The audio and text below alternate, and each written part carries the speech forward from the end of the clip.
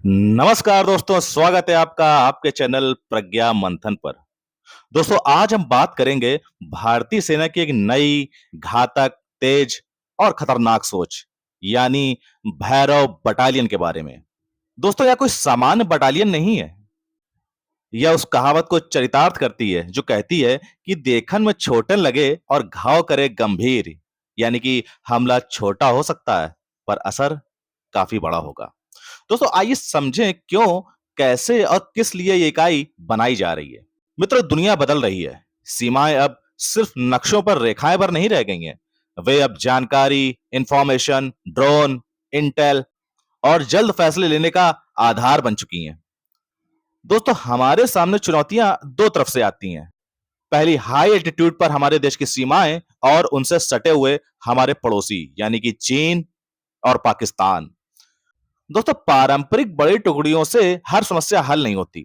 इसलिए अब जरूरत है ऐसी इकाइयों की जो कम समय में तेज फैसले लेकर सटीक वार कर सकें, और वो भी बिना बड़े ऑपरेशन के। और यही जरूरत भैरव बटालियन के पीछे थी मित्रों, यानी कि तेज, चालाक, घातक और देश के लिए समर्पण। मित्रों, भैरव का असल मकसद आखिर क्या है? ये तीन बातों पर टिकता है दोस्तों। पहला, गति। दूसरा, सटीकता। और तीसरी, गोपनीयता। गति यानी कि जल्दी से पहुंचना और जल्दी से ऑपरेशन कर हट जाना। दूसरा, सटीकता यानी कि केवल लक्ष्य पर वार। तीसरा, गोपनीयता यानी कि विरोधी को पता भी न चले कि हमला किसने किया। मित्रों, यह बटालियन उन कामों के लिए है जो बड़े ऑपरेशन के बेवजह खर्चीले होते हैं, जैसे सप्लाई लाइन काटना, जासूसों को पकड़ना या सीमा पर अचानक दबाव बनाना। मित्रों, यह स्पेशल फोर्स नहीं है और ना ही पारंपरिक इन्फेंट्री जैसा भारी बल। यह बीच का, तेज और खतरनाक मॉडल है। आइए अब दोस्तों भैरव बटालियन संगठन और आकार पर नजर डालते हैं। मित्रों, आधिकारिक नंबर सार्वजनिक तो नहीं किए जाते, पर एक पैटर्न यह अनुमान है कि ये बटालियन पारंपरिक से छोटी और ज्यादा फोकस्ड होगी। करीब करीब 200 से 300 जवान का यूनिट हो सकता है, और हर बटालियन के अंदर कुछ अहम घटक होंगे, यानी कि ड्रोन या आईएसआर विंग, तेज रिस्पांस पैटर्न, कम्युनिकेशन टीम और फील्ड लॉजिस्टिक्स। ड्रोन यूनिट लंबी निगरानी और तुरंत जानकारी देगी। कमांडर के पास रियल टाइम फीड होगा और उसी आधार पर फैसला होगा, यानी कि कम लोग, तेज सूचना और निर्णायक कदम। मित्रों, इस बटालियन के भैरवियों का चयन आसान नहीं है। इसमें पहले से ही अनुभव वाले जवान लिए जाते हैं, जिन्हें हाई एल्टीट्यूड, काउंटर इंसर्जेंसी और तेज कार्रवाई का तजुर्बा होता है। प्रशिक्षण में शामिल होगा रात में ऑपरेशन, स्टेल्थ मूवमेंट, कम लाइट शूटिंग और ड्रोन इंटेल को पकड़कर फैसला लेना।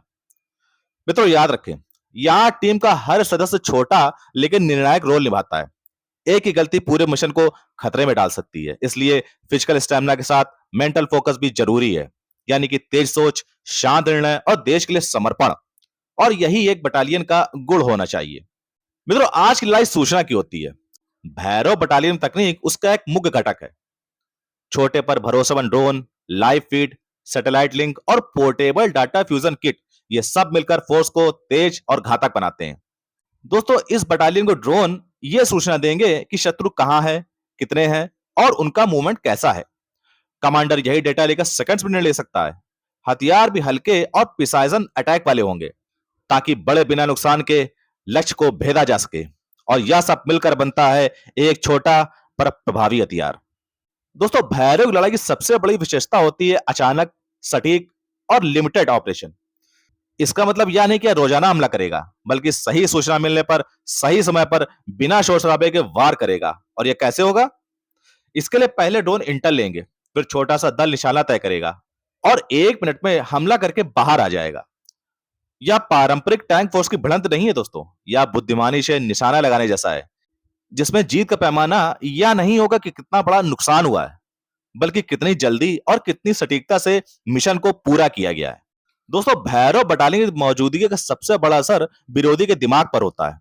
अगर किसी को पता हो कि छोटी सी एक टुकड़ी अचानक हमला कर सकती है, तो हमेशा सचेत रहेगा और दुश्मन को अपनी सप्लाई लाइनों की असुरक्षा का डर हमेशा सताता रहेगा, जिसके चलते वो हमेशा अपनी योजनाएं बदलता रहेगा।